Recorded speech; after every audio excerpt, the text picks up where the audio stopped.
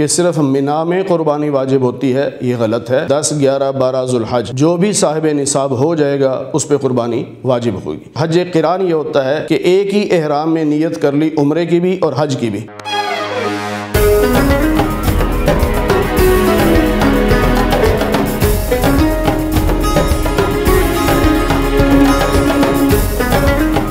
مولانا صاحب یہ بتائیے کہ قربانی تو صرف ان لوگوں کے لیے فرض ہے جو منا کے میدان میں موجود ہوں، تو کیا وجہ ہے کہ مولانا حضرات تمام لوگوں کو قربانی فرض ادا کروا دیتے ہیں؟ جہاں تک قربانی کا سوال ہے، یہ سمجھنا کہ صرف منا میں قربانی واجب ہوتی ہے، یہ غلط ہے۔ قربانی ہر صاحب نصاب پر واجب ہے۔ ان 3 دنوں میں جو قربانی کے 3 دن ہیں، 10، 11، 12 ذوالحج، جو بھی صاحب نصاب ہو جائے گا اس پہ قربانی واجب ہوگی۔ رہی بات کہ منا میں قربانی، وہ حاجیوں کے لیے ہوتی ہے، اور حاجی بھی وہ جس نے حج قران کیا ہو یا حج تمتع کیا ہو۔ اس کا مطلب یہ ہوتا ہے کہ ایک ہی سفر میں اس نے 2 فائدے اٹھا لیے، عمرہ بھی کر لیا، حج بھی کر لیا۔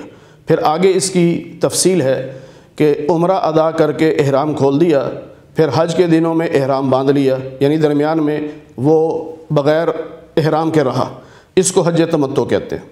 اور حج قران یہ ہوتا ہے کہ ایک ہی احرام میں نیت کر لی عمرے کی بھی اور حج کی بھی، درمیان میں احرام نہیں کھولا، لیکن فائدہ تو اس نے اٹھا لیا، تو یہ حج قران ہے۔ ان دونوں صورتوں میں جو قربانی اس کو کرنی پڑے گی اسے دم شکر کہتے ہیں۔ یہ وہ عید کی قربانی نہیں ہے، بلکہ یہ قربانی وہ ہے کہ اللہ کا شکر ادا کر رہا ہوں کہ اللہ نے ایک ہی سفر میں مجھے دونوں انعام دے دیے کہ میں نے عمرہ بھی کر لیا، حج بھی کر لیا۔ ہاں، منا میں وہ لوگ جو مقیم ہو گئے ہوں، یعنی 15 دن ان کو مکہ میں رہنے ہوں یا رہ چکے ہوں تو مقیم ہو گئے ہیں۔